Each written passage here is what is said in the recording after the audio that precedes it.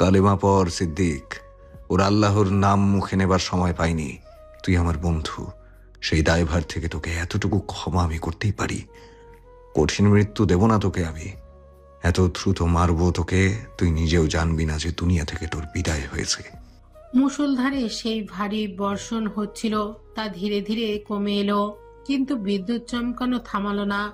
এখনো থেকে থেকে আকাশ গুড়গুড় শব্দে ডেকে উঠছে। দূর হতে দলবাঁধা কুকুররা ঘেউ ঘেউ কর্ণস্বর ভেসে আসছে ক্ষণিকভাবে। সবকিছু কেমন ভুতুড়ে গা ছমছমে। বৃষ্টির আভাস পেয়েই আজকে ইলেকট্রিসিটি দৌড়ে পালায়। চারিধারে কোথাও এক ফোঁটার আলোর অস্তিত্ব নেই। এক হাত কাছের জিনিসও ভালো মতো দেখা যাচ্ছে না। বিদ্যুতের চমকে সিদ্দিকের এলোমেলো দৌড়ে পালানো দেখে উন্মাদের ন্যায় হেসে উঠল সারফরাজ। পারেনি সে তার বেইমান বিশ্বাসঘাতক বন্ধুকে মারতে। বিবেকে যেন কোথাও একটা বাধা দিয়ে ধিক্কার দিয়ে বলে উঠল, একদিনের জন্য হলেও ও তোর সুখের সঙ্গী ছিল, কিভাবে মারবি ওকে? বৃষ্টির জলের সাথে সিদ্দিকের পদযুগলের সংঘর্ষে এতক্ষণ ধরে যে ছপছপ আওয়াজে কানে লাগলো, তা এখন আর শোনা যাচ্ছে না। হয়তো প্রাণের ভয়ে সিদ্দিক সুবানের হাবিলির তীর সীমানা থেকে বহু দূরে পালিয়ে গেছে। সিদ্দিকের যাওয়ার পথের পানে তাকে তাচ্ছিল এসে ধাপ করে উঠোনেই বসে পড়ল সারফরাজ। শরীর জুড়ে রক্তের গন্ধ। যে ভয়াবহ অপরাধ দেহে এক বিন্দু প্রাণ থাকতে করতে চায়নি, তাই যেন করতে হলো। মাসুদকে দিয়েই যেন নির্দয়ভাবে মানুষের প্রাণ কেড়ে নেবার হাতে খড়ি হলো। এখন কেমন যেন হাত দুখানা নিষ্পিস করছে, আরো আরো রক্ত ছুঁতে চাইছে হাত দুটো। মানুষের প্রাণ কেড়ে নেবার নেশা বুঝি এতটাই প্রকট? এই নেশা কি করে দমাবো আমি? হাতের দাটাকে শক্ত করে ধরে তাতে ভর দিয়ে উঠে দাঁড়ালো সারফরাজ। বিদ্যুতের ঝলকে কবিরের অনাদরে পড়ে থাকা দেহহীন মুন্ড চুলের ঝুঁটি ধরে হাতে তুলে নিল। এরপর ধীরে ধীরে ক্লান্ত শরীরে হাঁটতে লাগলো হাবিলির অভিমুখে। হাবিলির মোজাইক করা মেঝেতে ঘষে ঘষে রামদা টেনে নিয়ে যাচ্ছে সারফরাজ। পাথর আর লোহার ঘর্ষণে ভয়ানক স্ফুর্তিলিঙ্গ উৎপন্ন হচ্ছে, আর কেমন গা শিউরে ওঠা শব্দ। এলোমেলো বাতাসের দাপটে হাবেলির কাঠের দরজার জানালা টোকাতে বাড়ি খেয়ে ক্যাচ ক্যাচ শব্দ তুলছে। সুবানগঙের কক্ষের দরজার ফাঁক দিয়ে অল্প হলদেটে মোমের শেখা দেখা যাচ্ছে। সেই শিখা অনুসরণ করে হেঁটে চলেছে সারফরাজ। কয়েক সেকেন্ডের ব্যবধানে সুবানের দরজার সামনে এসে থামল সারফরাজ। এরপর দায়ের মাথা দিয়ে অল্প ধাক্কা দিয়ে খুলল দরজা। কক্ষে এক কোণে নিজে নিজেই দাবার গুটি সাজিয়ে খেলা করছে সুভান, কিন্তু চোখে মুখে কোনো আনন্দের আভাস নেই। কিন্তু কেন? দরজায় অল্প শব্দ হতেই দাবার গুটি ছেড়ে দরজায় দৃষ্টি পাতল সুভান। দরজায় সারফরাজ দাঁড়িয়ে, সদ্য রক্ত স্নানে শরীরে ভিজিয়েছে সে। সুভান তপ্ত শ্বাস ফেলে উঠে দাঁড়ালো। এরপরে চেয়ার ছেড়ে বেরিয়ে এলো। কবিরের মুন্ড থেকে চুয়ে চুয়ে রক্ত ঝরছে। সুবানের ঘর ভেসে যাচ্ছিল। সুবান যেন পূর্ব থেকেই কবিরের পরিণতি জানতেন, তাই তেমন কোনো প্রতিক্রিয়া দেখালেন না। সারফরাজ দা আর মুন্ডু নিয়ে সুবানের সাজিয়ে রাখা দাবার টেবিলে রাখলো। এরপর চেয়ারে গা এলিয়ে বসে ক্লান্ত স্বরে বলে উঠল, খুব ক্লান্ত লাগছে দাদাজান। 9 জন মানুষের ধর কাটা চারটিখানি ব্যাপার নয়। সুবান গ্লাসে করে এক গ্লাস জল সারফরাজের সামনে রেখে গম্ভীর গলায় বললেন, রক্তের পিপাসা কেমন সরফরাজ? ঢক ঢক করে পুরো জল এক নিঃশ্বাসে খেয়ে টেবিলে ভর দিয়ে ফ্যাসফ্যাসে কণ্ঠে সারফরাজ বলল, পিপাসা এখনো মেটেনি দাদাজান, আরো রক্ত মাখাতে ইচ্ছে করছে।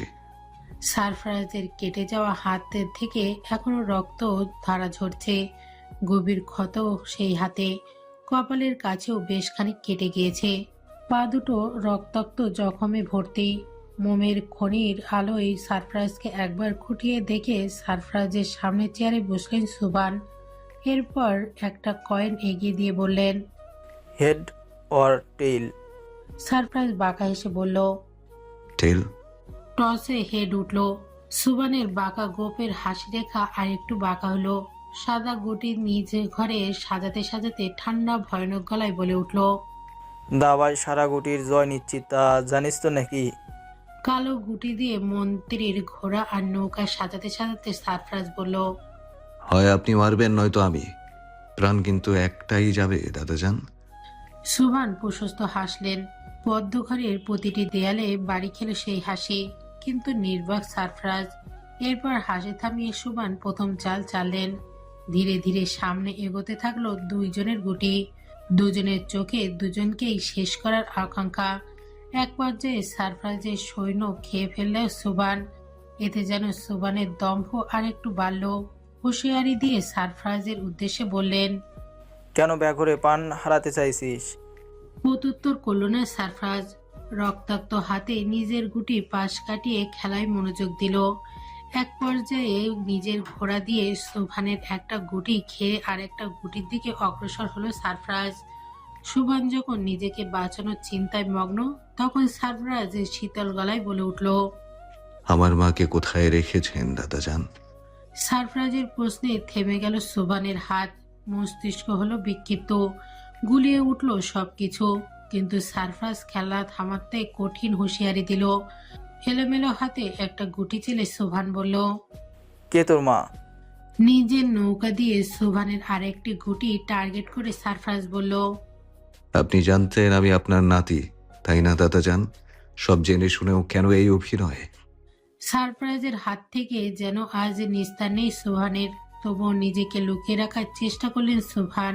সুভানের চোখের পানে তাকিয়ে সারফরাজ গুনগুনিয়ে গেয়ে উঠল। চোখ যে মনের কথা বলে। সুভান নাকের পাটা ফুলিয়ে ভারী গলায় বলল, একদিন কঠিন মৃত্যু তোর গান গাইতে ইচ্ছে হচ্ছে। খিলখিলিয়ে হাসল সারফরাজ সুভানের এহেন প্রশ্নে। এরপর খেলায় মনোযোগ হয়ে শোধালো, নিজের নাতিকে খুন করবার জন্য দলের সবচেয়ে নির্দয় মানুষকে পাঠালেন, বয়সে যে কিনা আপনার নাতির দ্বিগুণ। যদি সত্যি কিছু হয়ে যেত তখন মেয়ের সামনে মুখ দেখাতেন কি করে নানাজান? সারফরাজের নানাজান সম্বোধনে সুভানের পুরো চোখ মুখ অগ্নিবর্ণ ধারণ করল। হিতাহিত জ্ঞান হারিয়ে সুভান চিৎকার করে উঠল, তোর ওই মুখে আমাকে নানাজান বলে সম্বোধন করবি না সরফরাজ। আমি তো নানা নই। না না না, আমার কোনো মেয়ে ছিল না, আছে। সারফরাজ অমায়িক হাসল। সেই হাসিতে বুকে জমানো কষ্ট ফুটে উঠল। নিজের রক্তাক্ত হাতে সুভানের হাত চেপে ধরে সারফরাজ ব্যথিত স্বরে বলল, মেয়ে পালিয়ে বিয়ে করেছে বলে এত ঘৃণা? ভালোবাসা কি মহাপাপ নানাজান? হাতের ঝাটকায় সারফরাজের হাত ছাড়িয়ে সুভান বলে উঠল, ভালোবাসা পাপ নয়, কিন্তু মাঝে মধ্যে পাপের চাইতেও বেশি। তোর মা নিজের ভালোবাসা খুঁজতে গিয়ে বাকি সবার ভালোবাসা পায়ে পিছিয়ে হত্যা করেছে। সমাজের মানুষের সামনে আমাকে করেছে অপমান, অপদস্থ। বিয়ের আসর ছেড়ে পালিয়ে গিয়ে তোর বাবার হাত ধরেছে। তোর নানি একমাত্র মেয়ের দেওয়া আঘাত, সমাজের মানুষের কৌতুকতা আর বরযাত্রী করা অপমান সইতে না পেরে হার্ট অ্যাটাকে মারা গেছে। এতেই কি শেষ? তোর বাপ আমার একমাত্র ছেলে সীমান্তকে ক্রস ফায়ারে মেরেছে। আমাকে সব দিক থেকে করেছে নিঃস্ব আর অসুখী। এরপরেও ওই মেয়ের জন্য বুকে দরদ থাকবার কথা। সুভানের পাল্টা প্রশ্ন শুনে কিছুক্ষণ নিশ্চুপ বসে থেকে নিজের দমিয়ে রাখা ব্যথা গিলে খেয়ে সারপ্রাইজ কম্পিত কণ্ঠে বলে উঠল, এজন্য আমার বাবাকেও আপনি নৃশংসভাবে হত্যা করেছেন নানাজান। লেফটেন্যান্ট কর্নেল সাদাফ শাহজাইনের টুকরো টুকরো লাশ আপনি আপনার মেয়েকেই বাক্স করে উপহার পাঠালেন। কোনো স্ত্রী নিজের স্বামীর এমন নৃশংস অবস্থা সইতে পারে নানাজান? শুভঙ্গম কোনো উত্তর খুঁজে পেলেন না। সারফাস শুকনো হাসল। এরপর বলল, মামা অস্ত্র পাচারের সাথে জড়িত ছিল। আমার বাবা দেশের একজন সেবক। দেশ রক্ষায় সে তার ডিউটি পালন করেছে মাত্র। জেনে বুঝে কেন নিজের মেয়েকে বিধবা করলেন? ধরেই নিলাম আমার বাবা মা দুজনে অপরাধী, কিন্তু আমার কি অপরাধ ছিল নানাজান? আমাকে এতিম করলেন কেন? সুবান কঠিন মুখশ্রী করে সারফরাজের পানে নিমেষেই তাকিয়ে রইলেন। জীবনে আজ প্রথম ছেলেটাকে বিধ্বস্ত ঠেকল সুবানের কাছে। নিজের মন্ত্রীর গুটি চেলে সুবান উত্তর করলেন, তোর মাকে আমি সত্যি ধরে আনিনি, আর আনলে মোটেও বাঁচিয়ে রাখতাম না। সুবানের উত্তরে চোখে জল ছেড়ে দিল সারফরাজ। এরপর ভাঙা অস্পষ্ট স্বরে বলল, আপনার মেয়ে হারিয়ে গেছে নানাজান। 9টি বছর ধরে তাকে খুঁজে চলেছি আমি, কিন্তু বিশ্বাস করুন কোথাও পাইনি। যেই বয়সে বাবা মায়ের বুকে ঘুমানোর কথা আমার, সেই বয়সে তাদের হারিয়ে এতিম আমি। আমার মাকে খুঁজে দেবেন নানাজান? একটু জড়িয়ে ধরে বুকের কষ্ট করে উজাড় করব। সারফরাজের আবদারে সুবানের কঠিন হৃদয় কেমন বলতে চাইল, কিন্তু প্রশ্রয় দিল না সুবান। মেয়ে, মেয়ের জামাই, নাতি এসবের প্রতি বিন্দুমাত্র ভালোবাসা নেই তার। এদের কারণেই আসছে নিঃস্ব। তার জীবনটাও এমন হওয়ার কথা ছিল না, কিন্তু হয়েছে। নিজের গুটি দিয়ে সারফরাজের রাজা ঘিরে ধরে সুবান বললেন, চেক নিজের জীবন আমার জন্য উৎসর্গ কর সরফরাজ। বিশ্বাস কর, আমি আর মানুষ নেই, পশুর চাইতেও হৃদয়হীন হয়ে গেছে আমি। তোকে বাঁচিয়ে রাখলে একসময় ভয়ঙ্কর সবল দিবি তুই আমাকে। সব কিছু হারিয়ে সাম্রাজ্য নিজের সুখ গুছিয়ে নিয়েছে আমি। তোর কারণে সুখ নষ্ট করতে পারবো না আমি। কথাটি বলেই টেবিলের ড্রয়ার থেকে একটা রিভলভার বের করে সারফরাজের পানে তাক করে রইলেন সুভান। নিজের নানা নিষ্ঠুর রূপে ফ্যাল করে তাকিয়ে রইল সারফরাজ। এরপর দাবার গুটির পানে তাকে খুব সহজেই চেক কাটিয়ে নিল। শুরু হলো পাল্টাপাল্টি আক্রমণ। সময় গড়ালো পলকের পলকে। শেষমেশে নিজের বুদ্ধিমত্তা সুভানের রানী ঘিরে ধরল সারফরাজ। সবচেয়ে শক্তিশালী গুটির এমন পরিণতিতে সুভানের হাত থেকে খসে পড়ল রিভলভার। বাঁকা হেসে সারফরাজ বলল, চেক কাটার নয়তো মাথা নত করুন। কথাটা বোধহয় সুভানের ইগোতে লাগলো। ছো মেরে রিভলভার তুলে উঠে দাঁড়িয়ে গর্জে উঠলেন, আমি কখনো হারিনি, আজও হারবো না। তোকে আমি বাঁচতে দেবো না সরফরাজ। কথাটি বলেই টিগার চাপতে চাইল সুভান। সুভানকে সেই সুযোগ না দিয়ে খপ করে রামদা তুলে নিয়ে এক কোপ বসিয়ে দিল সারফরাজ। মুহূর্তে মাটিতে ঢলে পড়ল সুভানের খণ্ডিত দেহ। সুভানের পতিত দেহ পানে তাকিয়ে সারফরাজ ক্রোধে কাঁপতে কাঁপতে কম্পিত স্বরে বলে উঠল, চেকমেট নানা যান। সম্পর্কের মূল্য আপনি না দিলে আমি একা দেব কেন? ভোরের আলো ফুটল একদম অন্যভাবে। সকাল থেকে সূর্যখানা তীর্যক আলো বিলিয়ে চলেছে। পাখির কলতানের বিপরীতে কাকের কাকা ধ্বনিতে কানে তালা লাগিয়ে দিচ্ছে। চারিপাশে রক্তের পচে যাওয়া গন্ধ আর মাছির ভনভনি শব্দে পেট গুলিয়ে ওঠার উপক্রম। হাভেলির আঙিনায় কুকুরের দল ঘেউ ঘেউ শব্দে উত্তাল করে তুলেছে পুরো বাড়ি। সবগুলো লাশ স্তূপ করে তার উপরে উঠে এক পা ঝুলিয়ে আর এক পা ভাঁজ করে হাঁটুতে মাথা রেখে চোখ বুজে বসে আছে সারফরাজ। হাতে এখনো সেই রক্তাক্ত ভয়ঙ্কর দা। সারফরাজের তন্দ্রা ভাবে ছুটল পুলিশের গাড়ির সাইরেনে, তবুও উঠে দাঁড়ালো না। মিনিটে দুইয়ের ব্যবধানে খাকি পোশাকে ভরে গেল চারপাশ। ইন্সপেক্টর নিয়াজ মোরশেদ আদেশ করলেন, অ্যারেস্ট হিম। সারফরাজ তখনও নির্বিকার। একজন হাবিলদার ভয়ে ভয়ে গিয়ে হাত করা পড়ালো সারফরাজের হাতে। এরপর টেনে হিসড়ে নামালো লাশের স্তূপের উপর থেকে। নিয়াজ মোরশেদ আদেশ দিল, চারপাশে তল্লাশি চালাও। এমন সময় ভেসে এলো বাচ্চার কান্না। এবার সারফরাজ মুখ খুলল, বলে উঠল, সমস্ত মনস্টার বধ করেছি আমি, আর ভয় নেই রূপকথা। এবার তুমি নিরাপদ। কথাটি বলেই পকেট থেকে চাবি এগিয়ে দিল। সেই চাবি নিয়ে দৌড়ে গিয়ে একজন কনস্টেবল খুলে দিল রূপকথার কক্ষের দরজা। ছাড়া পেয়ে দৌড়ে এসে সারফরাজের কোমর জড়িয়ে ভয়ার্ত স্বরে রূপকথা বলল। তোমার শরীরে কিসের রক্ত? উত্তর করবার আগেই নিয়াজ মোরশেদ আদেশ দিলেন, এই নিয়ে চলো ওকে। কোনো মানুষ নয় এই ছেলে, আস্ত এক রাক্ষস। টানতে টানতে সারফরাজকে নিয়ে গেল কনস্টেবল। কিন্তু রূপকথা চেপে ধরে রইল সারফরাজের হাত আর কেঁদে কেঁদে পুলিশের উদ্দেশ্যে বলে উঠল, ওকে কোথায় নিয়ে যাচ্ছ? ওকে বেঁধেছো কেন? আমি ওকে কোথায় কোথায় নিয়ে যেতে দিব না আমি ওকে। নিয়াজ মোরশেদ রাগী স্বরে শোধালো। এই খুনি কি হয় তোর? রূপকথাকে তুই সম্বোধন পছন্দ হলো না সারফরাজের। ধমকে জবাব দিল, একটা বাচ্চার সাথে কিভাবে কথা বলতে হয় তা এখনো শেখেননি অফিসার। সারফরাজের তিরস্কারে নিয়াজ মোরশেদের পায়ের রক্ত মাথায় উঠল। সারফরাজের শার্টের কলার চেপে ধরে নাক মুখ বারবার 3-4টে শক্ত ঘষে বসিয়ে বলে উঠল, রিমান্ডে নিয়ে একজন পুলিশ অফিসারের সাথে কি করে কথা বলতে হয় তোকে শেখাবো আমি। কথাটি বলেই চোখ গরম করে বলে উঠলেন। কুকুরের মতো ধরে বেঁধে নিয়ে চলে কে? সারফরাজের এহেন অসহায় অবস্থায় জোরে জোরে কেঁদে উঠল রূপকথা।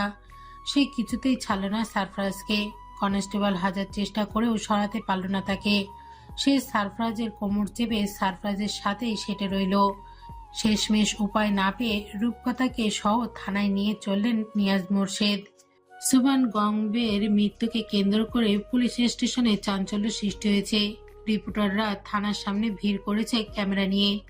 বিশেষ শেল্টারে সারফরাজকে গাড়ি থেকে নামিয়ে ভেতরে পৌঁছানোর আগে রিপোর্টাররা ঝেঁকে ধরল তাকে। নিজেদের উত্তেজনা আর কৌতূহল থামাতে না পেরে একজন রিপোর্টার শোধালো, এতগুলো মানুষের হত্যা এইটুকু বয়সে কিভাবে করলে তুমি? তোমার পরিচয় কি? নিশ্চয় তোমার বাবা কোনো হৃদয়হীন খুনি, তাই না? গায়ে খুনির রক্ত বইছে বলেই ঠান্ডা মাথায় এতগুলো মানুষের প্রাণ কেড়ে নিয়েও সুস্থ মস্তিষ্কে দাঁড়িয়ে আছো। রিপোর্টারের কথায় গায়ে দাউ দাউ করে আগুন জ্বলে উঠল সারফরাজের। হ্যান্ডকেপওয়ালা হাতে ছো মেরে রিপোর্টারের গলা টিপে ধরে ভয়ানক চোখে তাকিয়ে গর্জে বলে উঠল, My father was not a murderer. He was an army officer. Lieutenant Colonel Shadaf Shazain. Listen one more time. He was an army officer, not a killer. And this bastard killed him. রূপকথার চিৎকারে থানায় উপস্থিত প্রত্যেকে নাজেহাল অবস্থা। মাটিতে গড়াগড়ি দেবার জোগাড় হয়েছে কাঁদতে কাঁদতে মেয়েটার। সারফরাজকে কিছুতেই লকআপের ভেতরে দেবে না সে। এদিকে বাইরে কৌতূহলী রিপোর্টারের চাপ, অন্যদিকে এই বাচ্চার অহেতুক কান্না। নিয়াজ মোর্শেদ নিজের ক্রোধ আর সংবরণ করতে পারলেন না। বোধবুদ্ধিহীনের মতো সারফরাজকে নিজের রোলের স্টিক দিয়ে আরো কিছুক্ষণ বেধড়ক পেটালেন। এহেন নিষ্ঠুর দৃশ্যে রূপকথা লাফিয়ে লাফিয়ে চিৎকার করে উঠল, কিন্তু নির্বাক নির্ভর হয়ে শক্ত হয়ে দাঁড়িয়ে রইল সারফরাজ। রূপকথা শেষ পর্যন্ত সহ্য করতে পারল না এই নির্মম দৃশ্য। ক্ষিপ্ত হয়ে নিয়াজ মোর্শেদকে এলোপাতারি কিল খামচি দিয়ে হাতে কামড় বসিয়ে নিয়াজ মোর্শেদের বাহুতে এক প্রকার ঝুলেই রইল সে। ব্যথায় নিয়াজ মোর্শেদ হাত ঝাটকা দিতেই দূরে ছিটকে পড়ল রূপকথা। পাশের কাঠের চেয়ারের সাথে লেগে কপালের কাছে বেশ খানিকটা কেটে ফিনকি দিয়ে রক্ত ঝরল। ক্লান্ত ব্যর্থ সারফরাজ গুঙিয়ে বলে উঠল, আপনাকে আমি ছাড়বো না অফিসার। ও আমার আমানত। ওকে আঘাত করে বড্ড ভুল করে ফেলেছেন আপনি। এর জন্য চরম মূল্য চুকাতে হবে আপনাকে। নিয়াজ মোর্শেদ দাঁতে দাঁত পিষে সারফরাজের মুখে এক ঘুষি বসিয়ে ধমকে শোধালো, কি করবি তুই? শরীরে গরম রক্ত রিমান্ডে নিয়ে একদম ঠান্ডা করে দেব। পাছায় যখন গরম ডিম ঢুকাবে তখন এত তেজ থাকবে তো? শালা জানোয়ার কোথাকার! নিয়াজ মোর্শেদের ঘুষির আঘাতে ঠোঁট ফেটে রক্ত বের হলো সারফরাজের। পুরো মুখ ভর্তি রক্ত। সফেদ দাঁতগুলো কেমন রঙিন হয়ে রাক্ষসের মতো দেখাচ্ছে সারফরাজকে। থু করে সেই রক্ত মেঝেতে ফেলল। বিট ঘুটে হাসল সারফরাজ। এরপর ফিসফিস করে পুনরায় বলল, আমি তোকে খেয়ে ফেলবো অফিসার, জাস্ট খেয়ে ফেলবো। পারলে আমাকে মেরে ফেলিস, নয়তো তুই বাঁচবি না। এবার যেন নিয়াজ মোর্শেদের রক্ত ছলকে উঠল। নিজের গান বেল্টের খাবলি থেকে রিভলভার নিয়ে সারফরাজের কপালে চেপে ধরতেই পুরো থানায় পিনপতন নীরবতা ছেয়ে গেল। মেঝেতে বুট ঠুকে স্যালুটের শব্দে পেছন ফিরল নিয়াজ। পেছনে কমিশন দাঁড়ানো। ভীত হয়ে গান সরাতেই পুলিশ কমিশনের রূপকথাকে মাটি থেকে তুলে কোলে নিয়ে এরপর ভারী গলায় শোধালেন, এই বাচ্চাটাকে আঘাত কে করেছে? সারফরাজ নিয়াজ মোর্শেদের দিকে আঙুল তাক করে বলল, এই মানুষরূপী জানোয়ারটা ওকে আঘাত করেছে। কমিশনার সারফরাজের চেহারার উপরে নজর দিল। এবার ছেলেটার চেহারা দেখে ভয় লাগছে। পুরো শরীর রক্ত মাখামাখি। নিয়াজ তাকে এভাবে মেরেছে তা নিয়াজের এলোমেলো ইউনিফর্ম দেখেই বোঝা যাচ্ছে। কমিশনের মুখে কঠিন ভাবেনি নিয়াজ মোর্শেদের সামনে দাঁড়িয়ে শাসালেন, নিজের লিমিটে থাকুন নিয়াজ সাহেব। দুটো অপরাধ একসাথে করেছেন আপনি।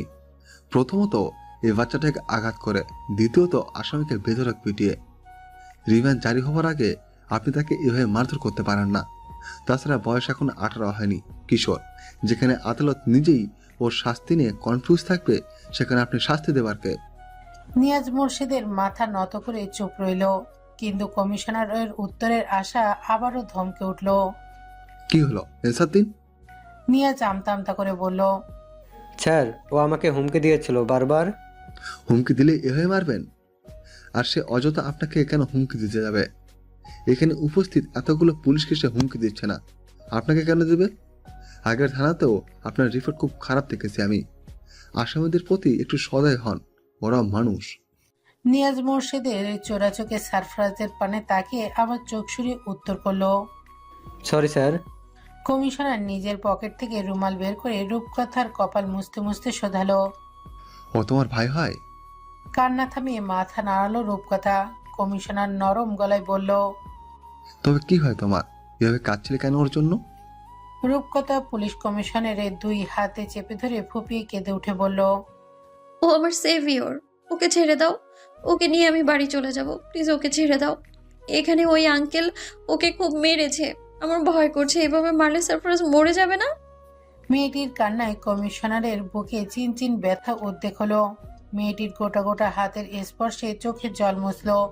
পলক ঝাপটিয়ে সেই জল লুকিয়ে বলে উঠল, ও অপরাধ করেছে, ও তো বাড়ি যেতে পারবে না মামুনি। তোমার ঠিকানা বলো, আমি তোমাকে বাড়িতে পৌঁছে দেব। আমি বাড়ি চিনি না। রূপকথা উত্তরে অবাক হলো কমিশনার। চিন্তিত ভঙ্গিতে শোধালো, তোমার বাবা মা কোথায় থাকেন? দুই হাতে চোখের জল মুছে আধো বলিতে রূপকথা বলল, আকাশের তারা হয়ে গেছে, আমি ওর কাছে থাকি। কমিশনারের ঘটনা বুঝতে পেরে কিছুক্ষণ স্তব্ধ রইল। এরপর কোমল স্বরে বললেন, তুমি আমার সাথে যাবে? তড়িৎ মাথা নেড়ে রূপকথা সারফরাজের পানে আঙুল নির্দেশ করে বলল, আমি ওর কাছে থাকবো, আর কোথাও যাব না। কমিশনার বুঝলেন পুরো বিষয়, তাই আর না ঘাটিয়ে নিয়াজ মোর্শেদকে আদেশ দিলেন, মেয়েটাকে সহ লোকাবে রেখে দিন। আজ রাতটুকু মেডিকেল সেরে থাকার ব্যবস্থা করুন ওদের। আর বাচ্চাটাকে ভয়ভীতি দেখে ডিস্টার্ব করবেন না কেউ।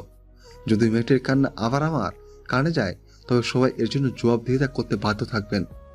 নিয়াজ মোর্শেদ বাদ সেদে বলে উঠল, কাল সকালে ওকে কোর্টে চালান করতে হবে স্যার। মেয়েটা কিছুতেই ওকে ছাড়ছে না। এভাবে একটা বাচ্চা এমন ভয়ানক ক্রিমিনাল এর কাছে কিভাবে রাখবো স্যার? কমিশনার শুকনো হাসলো।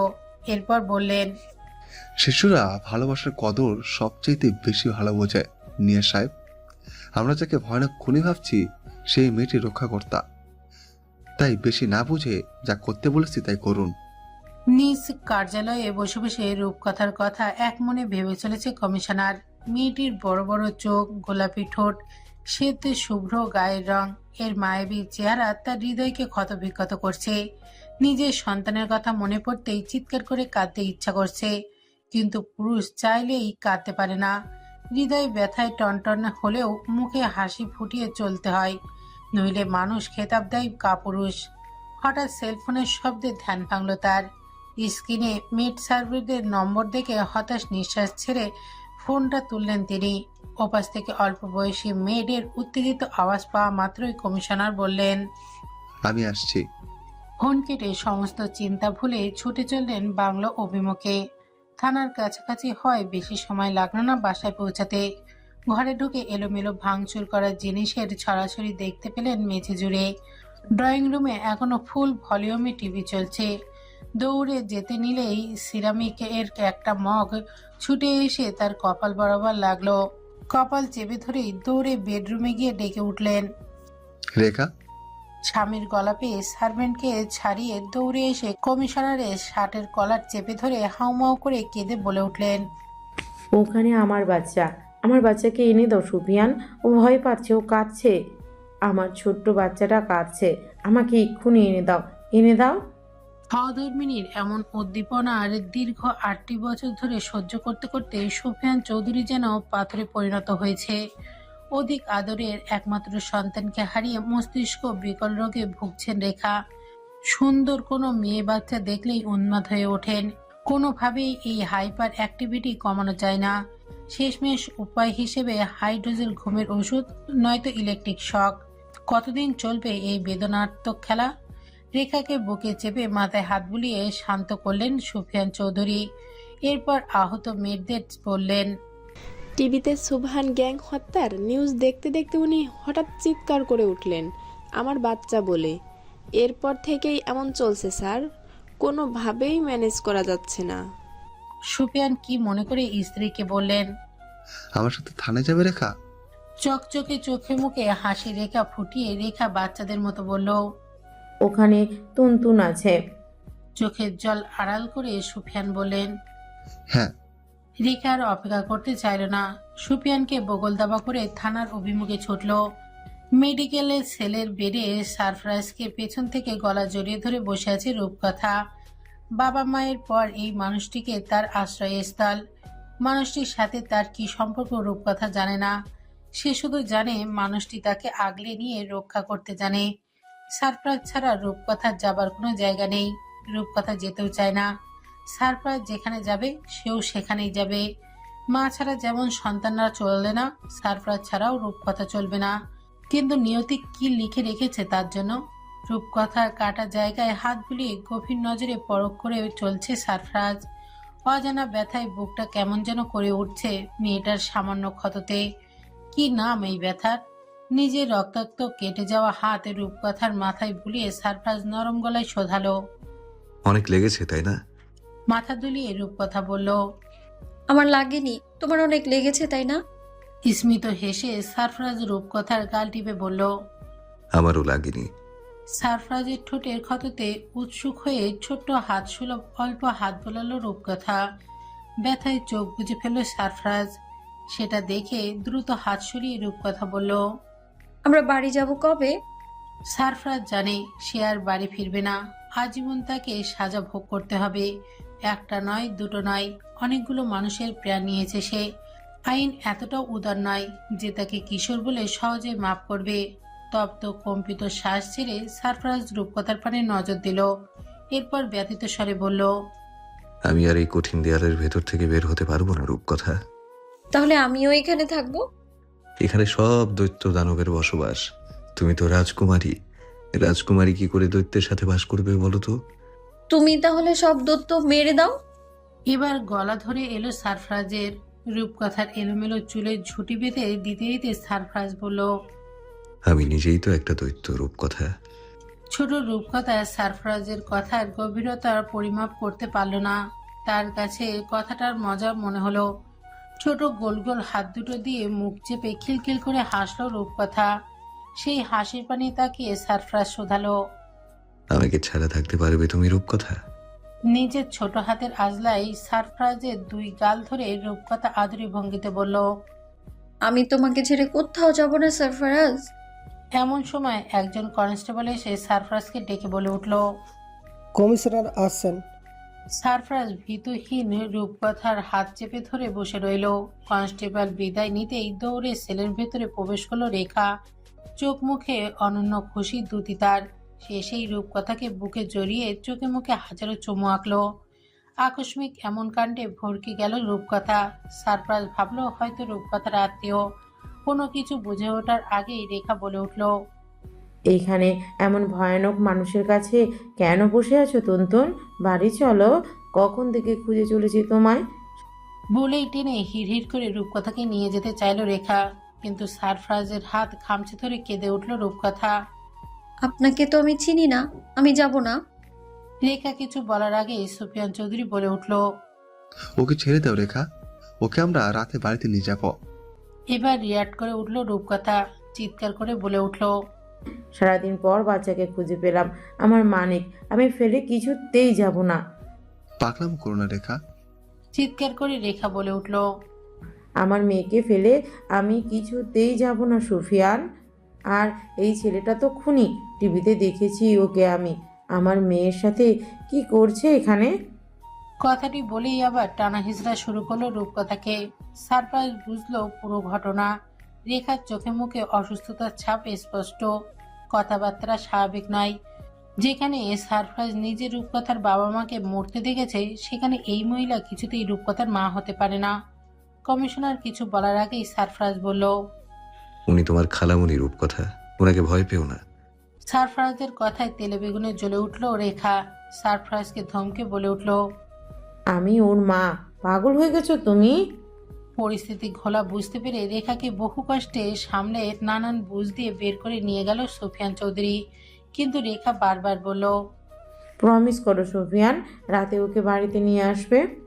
সুফিয়ান মিথ্যা সান্ত্বনা দিয়ে বলল। ঠিক আছে, নিয়ে যাব।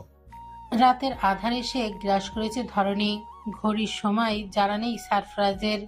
হাজতের কঠিন দেয়াল পার করে এখানে বাইরের কোনো সারশব্দ আসে না। চারপাশে শুধু পুলিশের বুলেটের শব্দ ব্যতীত সব কেমন ধোঁয়াশা। রূপকথা কিছুক্ষণ আগেই ঘুমিয়েছে। কমিশনার স্পেশাল খাবার পাঠিয়েছে তার জন্য। মুখের আঘাতের কারণে সারফরাজ কিছুই খেতে পারেনি। থেকে থেকে মেয়েটি ঘুমের ঘরে বলে উঠছে। আমি সারফরাজকে ছেড়ে যাব না। মেয়েটির মুখে মায়াই সারফরাজ তাচ্ছিল্য হেসে বলে। সম্পর্কে তুমি আমার কেউ না, অথচ ঠান যেন জনম জনমের। কথাটি বলেই রূপকথার কপালের আঘাতের স্থানে অল্প হাত ছুঁয়ে আদর করলো সারফরাজ।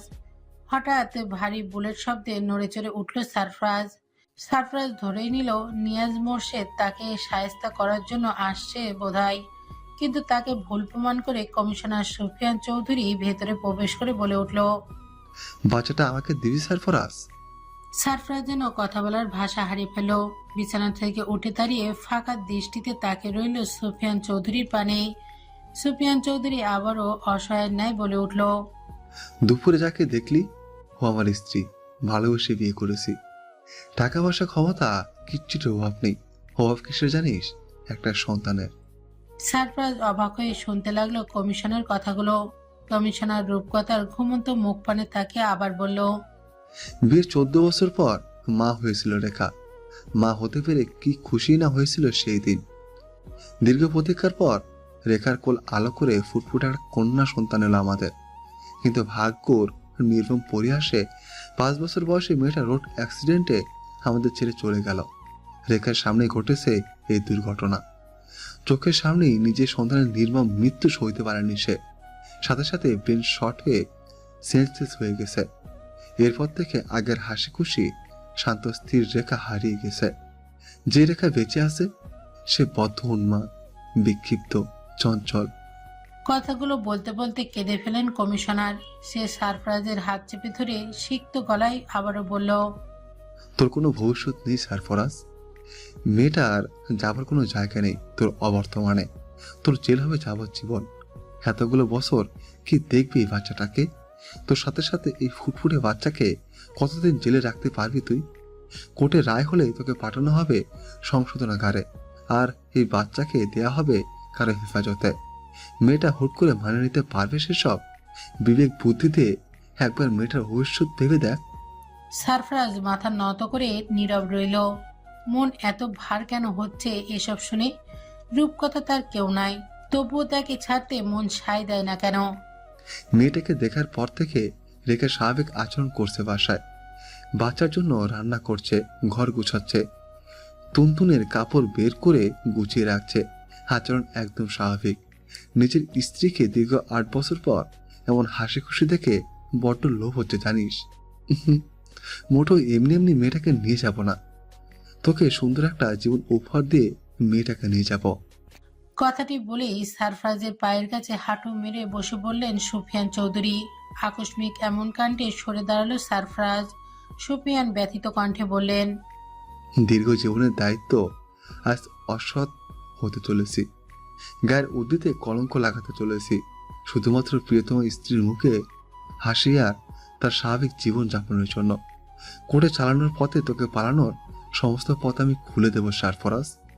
শুধু তাই নয়, এই দেশ থেকে অন্য কোথাও তোকে পাঠিয়ে দেব, যেখানে তোর অপরাধ সম্পর্কে কেউ জানবে না। কেউ অপরাধী খুনি বলে তোর দিকে আঙ্গুলও তুলবে না। শুধু মেয়েটাকে ভিক্ষে দে আমাকে। দেখ বয়সে কত বড় হয়ে তোর পায়ের কাছে বসে আছি আমি, দিবি? সারফরাজ চোখ বুজে নিজের ভবিষ্যৎ ভেবে নিল। সত্যি তার এই অনিশ্চিত জীবনে মেয়েটিকে জড়িয়ে শুধু শুধু কষ্ট বই আর কিছুই দেয়া হবে না। এর চাইতে রূপকথা কমিশনারের পরিবারের কাছে থাকলে ভালো থাকবে, ওর সুন্দর ভবিষ্যৎ হবে। রূপকথার ভবিষ্যৎ চিন্তা করে মাথা ঝাঁকালো সারফরাজ। এরপর বুক পকেটের থেকে একটা রক্তাক্ত ছবি বের করে কম্পিত হাতে সুফিয়ান চৌধুরীর পানে এগিয়ে বলল। আমার মাকে খুঁজে দেবেন? দ্রুত হাতের ছবি নিয়ে সুফিয়ান বলল। দেব। সারফরাজ একবার রূপকথার মাথায় হাত বোলালো, এরপর বলল। আগলে রাখবেন, বড় লোকের মেয়ে, বাবা জাহাজের ক্যাপ্টেন ছিল, আমার সামনেই দুনিয়া থেকে বিদায় নিয়েছে তারা। মাথা ঝাঁকিয়ে সায় জানিয়ে ঘুমন্ত রূপকথাকে কোলে তুলে বুকে জড়ালো সুফিয়ান। এরপর চলে যাওয়ার জন্য পা বাড়ালো। সারফরাজ ব্যথিত স্বরে বলল। কাল একবার নিয়ে আসবেন, শেষ দেখা দেখব।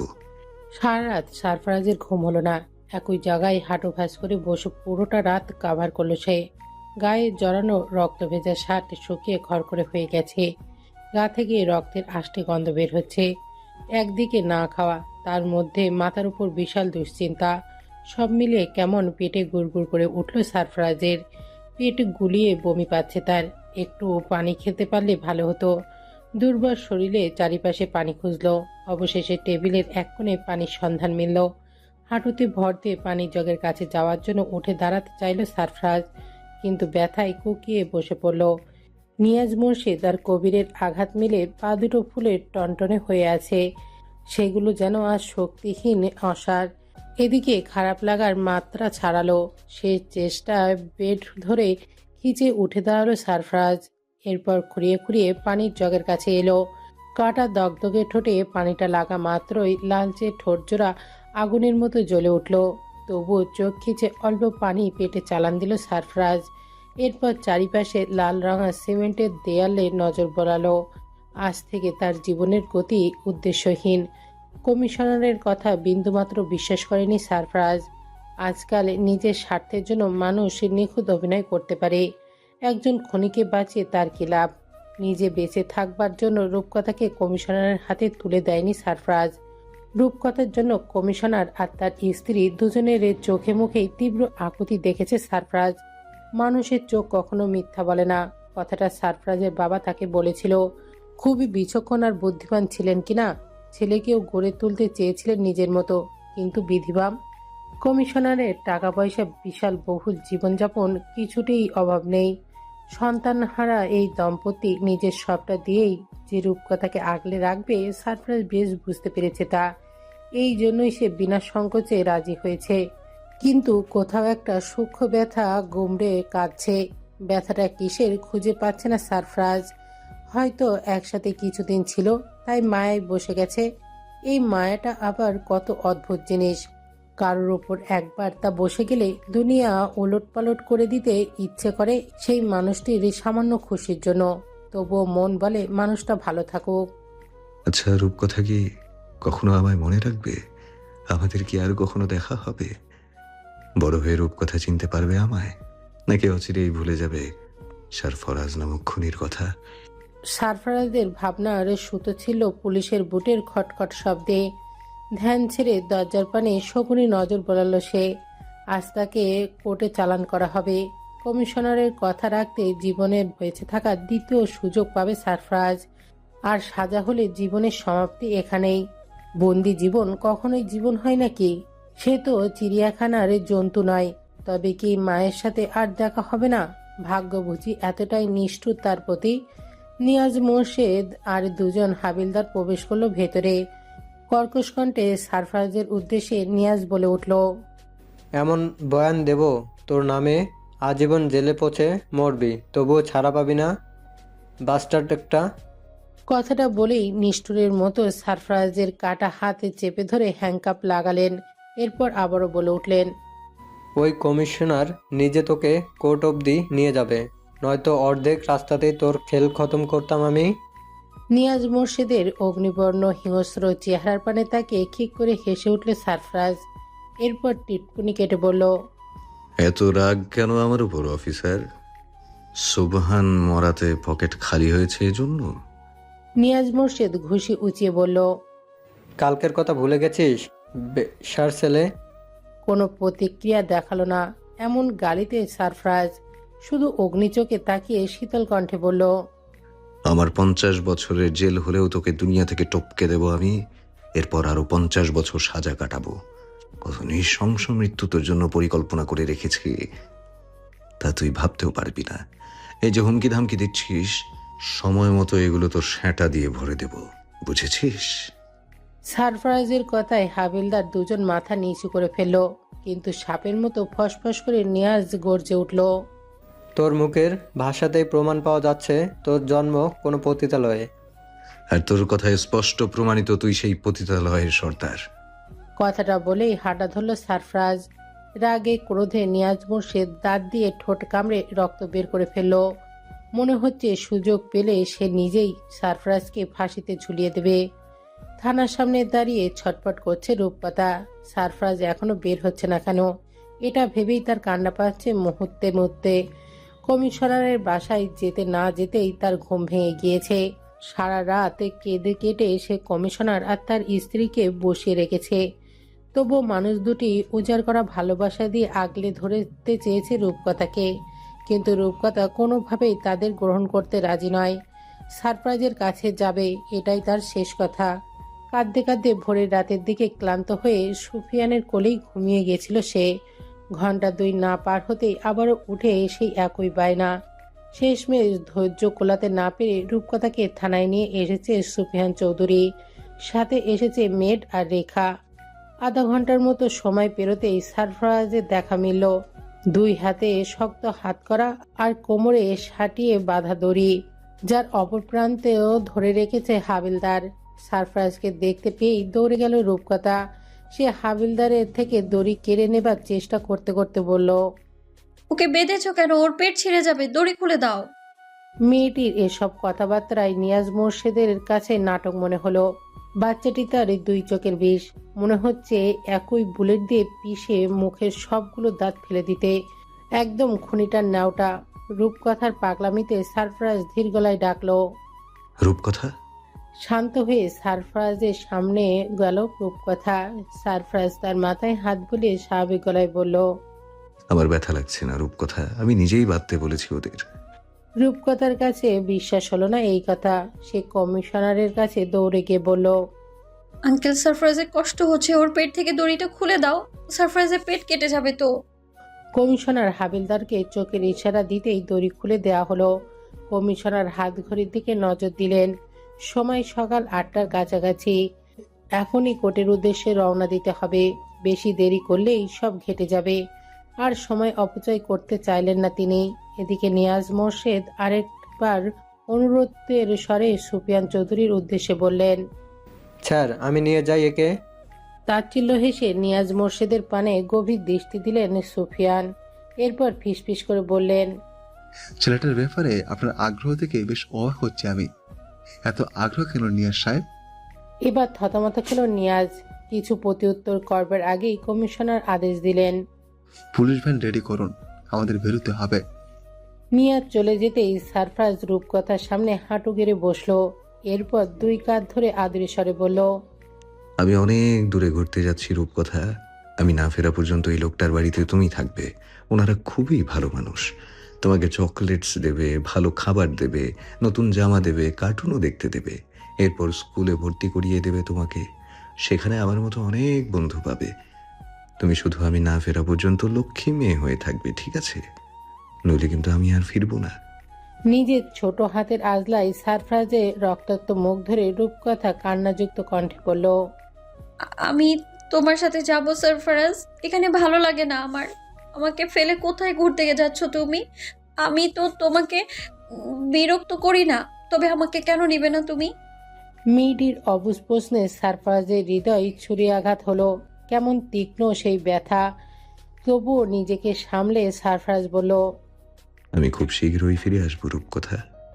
না, আমি তোমাকে কোথাও যেতে দিব না। কথাটি বলেই সারফরাজকে জাপটে ধরে জোরে কেঁদে উঠল রূপকথা। এবার নিজেকে সামলাতে পারল না সারফরাজ। রূপকথার কোমর জড়িয়ে ধরে সেও কেঁদে উঠল। রূপকথার চোখের জলে সারফরাজের মাথার চুল ভিজে উঠল। মেয়েটি কেমন বাঁধনে বেঁধেছে তাকে। এই বাঁধন ছিঁড়তে এত কষ্ট কেন হচ্ছে? দমটাও বন্ধ হতে চাইছে কেন? রেখা ছুটে এসে রূপকথাকে সরিয়ে নিতে চাইল, কিন্তু সারফরাজের গলা ছাড়ল না রূপকথা। এদিকে সারফরাজের যাওয়ার সময় হয়ে গেছে। সুফিয়ান কঠোর গলায় বললেন, যেতে হবে সারফরাজ। রূপকথার চোখের জল মুছে সারফরাজ বলল, ভালো থেকো রূপকথা, আমাদের আবার দেখা হবে, আসছি। কথাটা বলেই উঠে দাঁড়ালো সারফরাজ, কিন্তু রূপকথা ছাড়ল না সারফরাজকে। সে ঝুলে রইল সারফরাজদের গলা ধরে। এক প্রকার বাধ্য হয়ে রেখা আর মেড মিলে সারফরাজের থেকে রূপকথাকে ছাড়ানোর জন্য জড়াজড়ি করতে লাগলো। এহেন দৃশ্যে অসহনীয় ব্যথায় হৃদয় জর্জরিত হলো সারফরাজের। আহত পা দুটো কেমন অসাড় হলো। রেখা আর মেডের শক্তির সাথে ছোট্ট দেহের শক্তি কুলল না। টেনে হিঁচড়ে সারফরাজের থেকে আলাদা করলো রূপকথাকে। বাঁচার তাগিদে সারফরাজের শার্ট খামচে ধরল মেয়েটি। শেষ রক্ষাও হলো না। ধীরে ধীরে দ্রুত বাড়তে লাগলো। সারফরাজের শার্ট ছিঁড়ে বোতাম খুলে চলে এলো রূপকথার হাতের মুঠোয়। রেখার কোলে হাত পা ছড়াছড়ি করে গলা ফাটিয়ে চিৎকার করছে রূপকথা। আহা, কি হৃদয় বিদায়ক নিষ্ঠুর দৃশ্য। ইহীন দৃশ্যে সুফিয়ান গোপনে চোখ মুছলেন। কেঁদে ফেলল থানার উপস্থিত সকল মানুষ। তবুও দায়িত্বের বোঝায় সারফরাজকে পুলিশ ভ্যানে তুলে ভারীর দরজা আটকে দেওয়া হলো। বিদায় জানানোর জন্য হাত নাড়ানোর সুযোগটুকু দেয়া হলো না সারফরাজকে। ছোট্ট অবুজ রূপকথা সারফরাজকে আর দেখতে না পেয়ে চিৎকার করে ডেকে উঠল। সারফরাজ! ফাঁকা রাস্তা মারিয়ে শো শো গতিতে চলছে পুলিশ ভ্যান।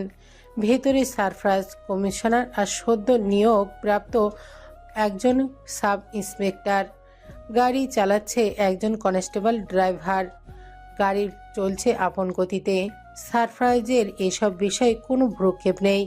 তার কানে শুধু রূপকথা শেষ চিৎকারে এসে বাড়ি খাচ্ছে বারবার। জীবন নিয়ে কেমন আফসোস হচ্ছে। সারফরাজ হঠাৎ খেয়াল করলো গাড়ির স্পিড বাড়ছে। চোখ তুলে ওপরে তাকাতেই সাব ইন্সপেক্টরের রিভলভার কেড়ে নিলেন সুফিয়ান। সেটা সারফরাজের হাতে গুজে দিয়ে নিজের বুকের ডান পাশে চেপে ধরে বললেন, আমাকে শুট কর। আকস্মিক এহেন কাণ্ডে হতভম্ব হলো সারফরাজ, কিন্তু নির্বিকার সাব ইন্সপেক্টর আর কমিশনার।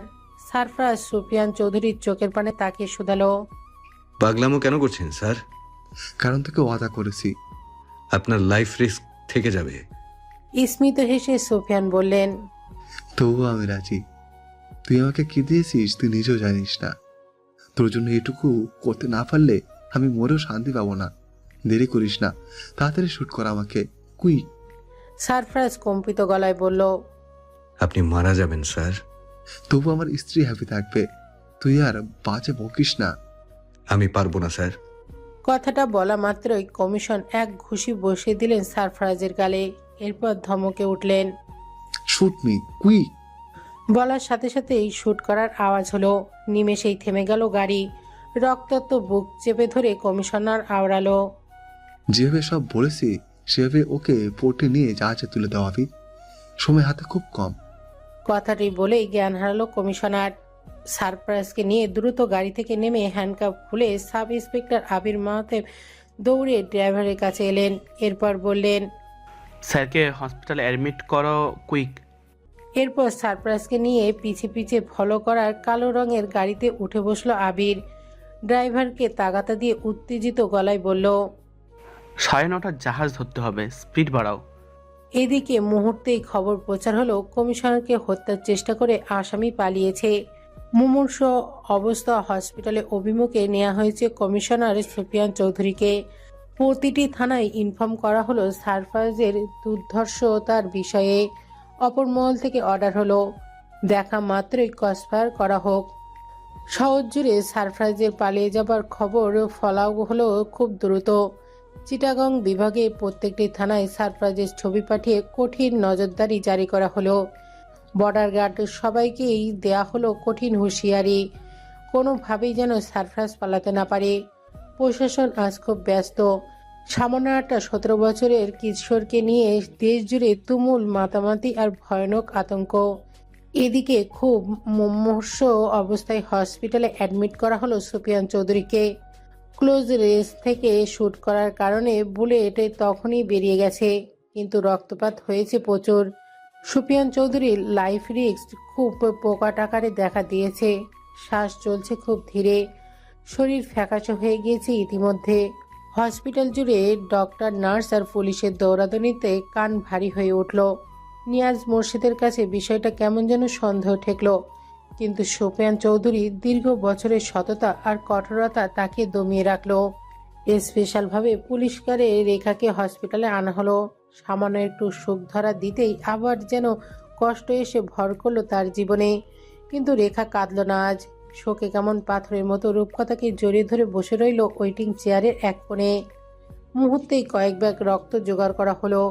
সেগুলো ক্রস ম্যাচ করে আবারও নার্স ছুটল এমার্জেন্সি ওটিতে। নার্স ঢোকা মাত্রই বৃহৎ ওটি রুমের দরজা বন্ধ হলো।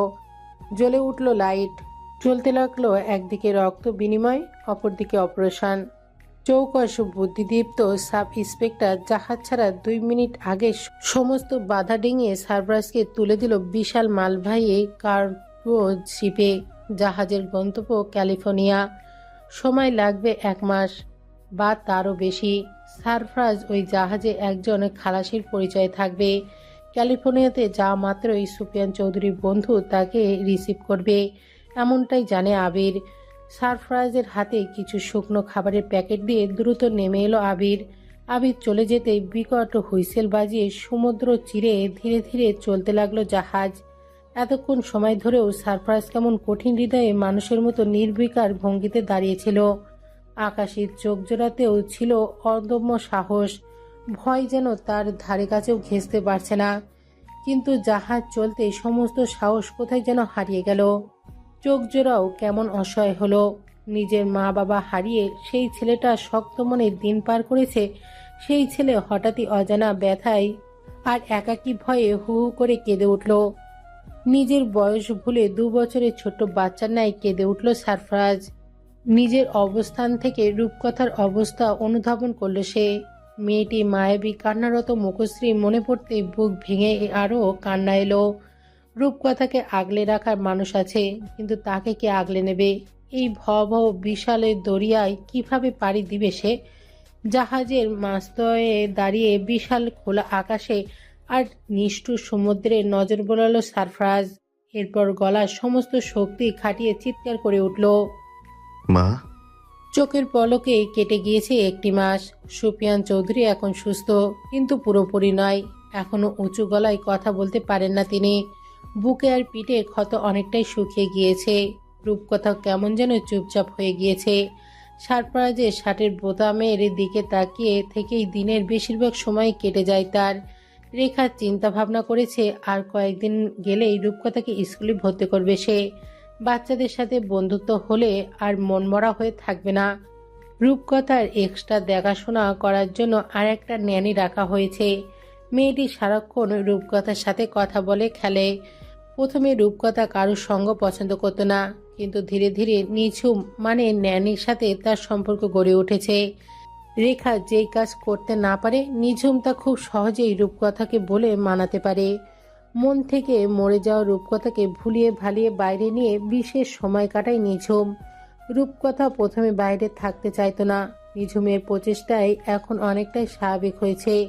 রেখা বেশ কয়েকজনের চাইল্ড নিউরোলজিস্টের শরণাপন্ন হয়েছে। প্রত্যেকে একই কথা, বেবির মনে আঘাত পেয়েছে, স্বাভাবিক হতে সময় লাগবে। রেখা প্রহর গণে। রূপকথা স্বাভাবিক হলে তাকে মা বলে ডাকবে, কিন্তু রূপকথা তার পরিবর্তে রেখার সাথে কথা বলাই বন্ধ করে দিয়েছে। তার মতে এই মহিলা জোর করে সারফরাজের থেকে তাকে আলাদা করে দিয়েছে। আর তার সেভিয়ে সারফরাজ কোথায় হারিয়ে গেছে। রূপকথা জানে কেউ বেড়াতে গিয়ে এতদিন থাকে না। নিশ্চয়ই সারফরাজ হারিয়ে গেছে। আর কখনো সারফরাজ ফিরে আসবে না, তাকে রূপকথা বলে ডাকবেও না। গার্ডেনে নিঝুমের সাথে হেঁটে হেঁটে বিভিন্ন ফুল দেখছিল রূপকথা। হঠাৎ সারফরাজের কথা মনে পড়তেই কেঁদে উঠল মেয়েটি। ছোট্ট ছোট্ট 2 হাত মেলে ডেকে উঠল, তুমি কি আর ফিরবে না সারফরাজ? আমার কষ্ট হয়, এদের কাউকে আমার ভালো লাগে না। তুমি অনেক পচা সারফরাজ, না ফিরলে আর কথা বলবো না আমি তোমার সাথে। মেয়েটির কান্নারত মুখের পানে তাকিয়ে তপ্ত শ্বাস ফেলল নিঝুম। এরপর কোলে তুলে চোখ মুছে বলল, কেঁদো না রূপকথা, সারপ্রাইজ ফিরবে। ভাঙা সিক্ত গলায় রূপকথা অবুঝের ন্যায় শোধায়। কবে ফিরবে? উত্তর জানে না নিঝুম, শুধু কম্পিত গলায় বলে, ফিরবে রূপকথা। এদিকে মেয়ের কান্না পুরোটাই আড়াল থেকে দেখলেন সুফিয়ান। সহ্য করতে না পেরে রাত দিনের হিসেব না কষে বন্ধু আলেকজান্ডারকে কল করলেন। ভদ্রলোক বেঘরে ঘুমোচ্ছিলেন, কারণ এখন গভীর রাত।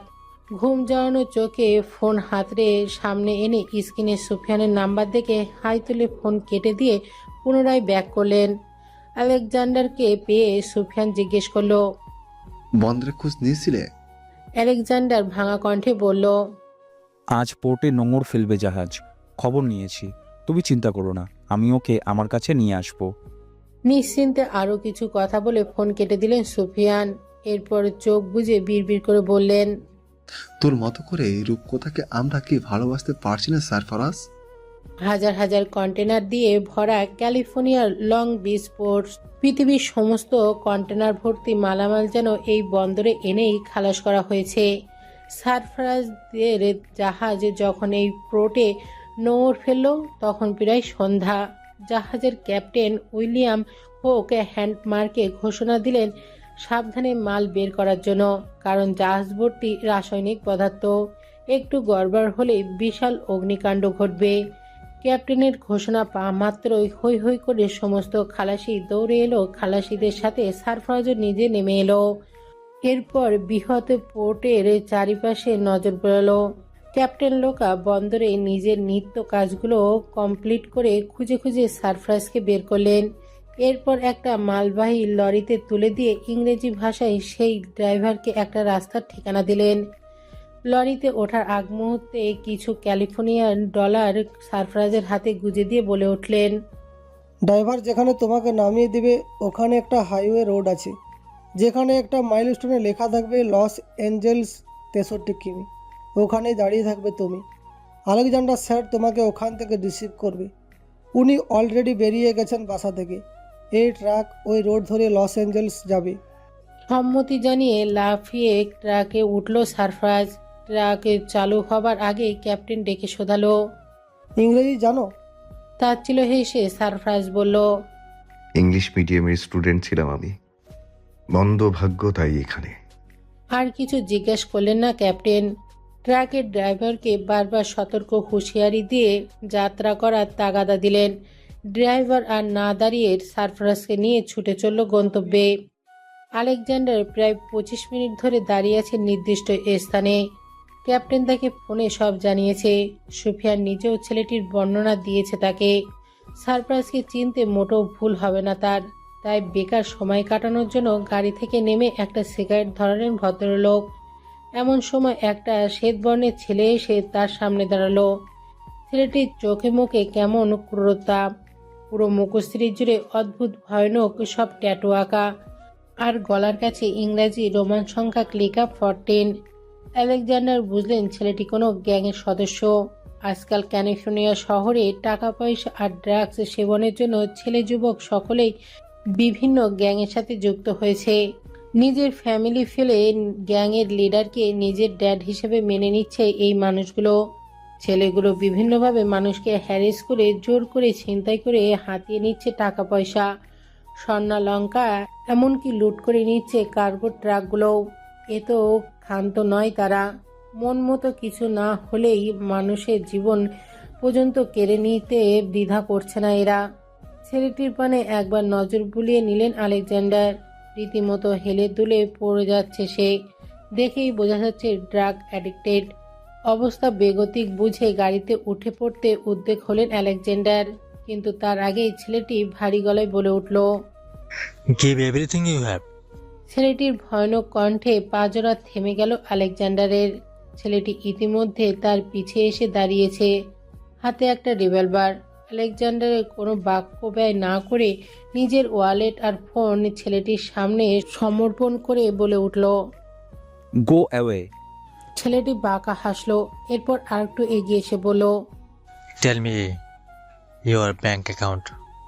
এবার যেন ধরাশায়ী হলেন আলেকজান্ডার। খুব বাজেভাবে ফেঁসে গিয়েছেন তিনি। এটা বুঝতে পেরে হাত ঘড়ির নজর বোলালেন। সারফরাজের দেখা নেই এখনো। আলেকজান্ডারের ডেলেমি সহ্য হলো না যুবকের। সে তার গান আলেকজান্ডারের কাঁধে তাক করে ধমকে উঠল। Tell me soon. আলেকজান্ডার কথা বলার আগেই সেখানে ট্রাক থামলো। ড্রাইভার কোনো মতে সারফরাজকে নামিয়ে তড়িঘড়ি করে বিদায় নিল। এ দেশের কালচার ও সিস্টেম কোনোটাই সারফরাজ বোঝে না। সে কাঁধে ব্যাগ ফেলে দৌড়ে সামনে গিয়ে দাঁড়াতেই ছেলেটি এবার সারফরাজের দিকে গান তাক করলো। মুহূর্তেই ভীতু সারফরাজ হাত উপরে তুলে বলে উঠল, হু আর ইউ? আলেকজান্ডার সংক্ষেপে সারফরাজকে সব বোঝাতেই সারফরাজ বাঁকা আসলো।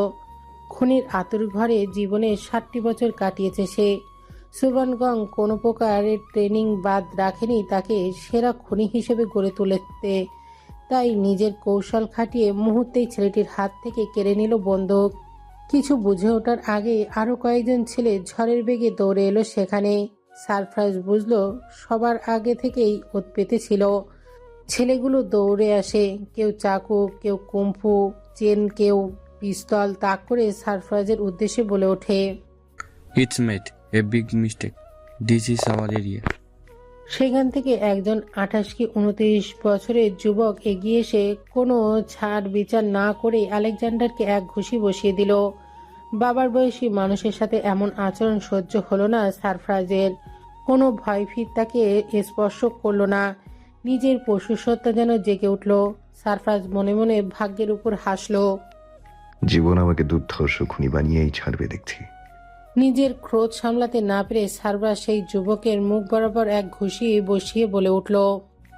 আই ফাক ইউর এরিয়া। সারফরাজের ঘুষিতে ছিটকে দূরে পড়ল যুবক। যুবক ছিটকে পড়তেই উপস্থিত সকলেই ডেকে উঠল। জ্যাকবো হুড়মুড়িয়ে উঠে ঠোঁটের কোণে রক্ত মুছে অর্ডার দিল। কিল দ্যাট বাস্টার্ড। মুহূর্তে এক অনাকাঙ্ক্ষিত পরিস্থিতির সৃষ্টি হলো যেন। সারফরাজের হাতে বন্দুক কারো চোখে ভীতি তৈরি করলো না। যারা গ্যাং লিডারের জন্য নিজেদের জীবন উৎসর্গ করে গ্যাংয়ে যুক্ত হয় তাদের আবার কিসের মৃত্যু ভাই? নিরুপায় আলেকজান্ডারের প্রাণের সংশয় গাড়িতে উঠে সারফরাজকে ফেলেই চলে গেল। সারফরাজ আলেকজান্ডারের যাওয়ার পানে তাকিয়ে অসহায় ন্যায় বলে উঠল। ভাগ্য আমাকে নিয়ে ভালোই হাডুডু খেলছে দেখছি। ছেলেগুলো সারফরাজকে ঘিরে ধরে দাঁত মুখে খেঁচিয়ে বিশ্রী অশ্রাব্য গালাগাল দিতে লাগলো। সেগুলো শুনে সারফরাজের পায়ের রক্ত ছলকে মাথায় উঠল। নিজের ক্রোধ সংবরণ করে দাঁতে দাঁত পিষে বলল। Who is your leader? জাগবো এগিয়ে এসে বুক টান করে দাঁড়িয়ে বলল। Not leader, call me dad. Sarfaraz তার ভয়ানক চোখ জোড়া দিয়ে ছেলেটিকে একবার দেখল। উচ্চতা তার সমান সমান। এরপর ছেলেটির চোখে চোখ রেখে পায়ে গুলি বসিয়ে দিল। গুলি খেয়ে মুহূর্তেই মাটিতে বসে পড়ল জ্যাকবো। এরপর ছো মেরে পাশে অবস্থিত ছেলের থেকে কুম্ফু চেন কেড়ে নিয়ে কেউ কিছু বুঝে ওঠার আগেই জ্যাকবের গলায় পেঁচিয়ে ধরে উঠে বসলো সারফরাজ। এরপর শক্ত করে দুই প্রান্ত থেকে সেই চেন টেনে ধরে শোধালো। Who is your dad? ছেলেগুলো ভ্যাবাচাকা খেয়ে জ্যাকবোর বিকৃত মুখ পানে তাকিয়ে রইল। দলনেতাহীন তাদের মূল্য নেই। জ্যাকবো মারা গেলে অন্য গ্যাংয়ের ছেলে এসে তো এখনই পিষে ফেলবে তাদের। এদিকে সারফরাজের নিষ্ঠুর হাতের পিস্টনে জ্যাকবোয়ের জিভ বেরিয়ে এলো। সারফরাজ আবারও ধমকে উঠল। Who is your dad? ছেলেগুলো কম্পিত হাতে নিজেদের হাতিয়ার তাক করে বলে উঠল। Leave him, otherwise he will kill you. ইতিমধ্যে সারফরাজ বুঝে গিয়েছে দলনেতা এদের প্রাণভোমরা। আর এখানে বেঁচে থাকতে হলে আধিপত্য বিস্তার করে মানুষের মনে ত্রাস সৃষ্টি করে টিকতে হবে। নিজের বুদ্ধি আর টিকে থাকবার সংগ্রাম চিন্তা করে বাস বিচারহীন জ্যাকবের মাথায় গুলি করে ধমকে উঠল। জ্যাকবের লুটিয়ে পড়া দেহের পানে তাকিয়ে হুড়মুড়িয়ে বসে পড়ল ছেলেটি। এরপর সারফরাজ আবারও হুঙ্কার ছাড়তেই মাথা নিচু করে বলে উঠল। You are our dad. Sierra National Forest, California. শীতের ঝাপসা কুয়াশা ভেদ করে উঁকি দিচ্ছে মাউন্টেন এর উচ্চতার চূড়া। প্রবাহিত নদী আর পাহাড়ের ঢাল বেয়ে বয়ে চলা ঝর্ণার কলকল ধ্বনি খুব করে কানে বাড়ি খাচ্ছে। ম্যাকু আর ফ্লেমিঙ্গোর সুমধুর ডাক হৃদয়ে প্রশান্তি এনে দেবার আগেই তাদের বৃহৎ ডানা ঝাপটিয়ে পালিয়ে যাবার শব্দ পাওয়া যাচ্ছে। হুট করে হুঙ্কার ছেড়ে উঠল ব্ল্যাক জাগুয়ার। কি ভয়ানক সেই হুঙ্কার! এহেন হুঙ্কারে গাছের পাতার ঝোপে লুকিয়ে থাকা পাখির দলও পাকা ঝাপটিয়ে নিজেদের ভীতি জানান দিল।